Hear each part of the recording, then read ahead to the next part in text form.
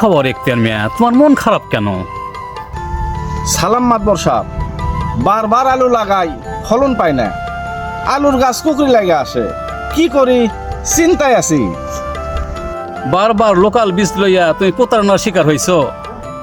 তুমি এক কাম করো, দুপসাতে ফাতেমা অ্যান্ড ফাগুন টেরাস আছে না, সেখানে ফরিন ভাই আছে না, তুমি সেইখানে যাও। সালাম ফরেন ভাই, আপনার দোকানে নাকি ভালো ভালো আলুর বীজ পাওয়া যায়? পাওয়া যায় মানে অবশ্যই পাওয়া যায়, পাওয়া যাবে না কেন? আমার এখানে আপনি পাবেন এশিয়া এর 6টা আলু, সুপ্রিমের হীরা আলু, আল হেরা কোম্পানি, অনেক সুন্দর গুণগত মান ভালো, আলুটা অবশ্যই ভালো হবে। এখন এই 3 জাতের আলু 30 বস্তা বুক দাও, এই টাকা নাও।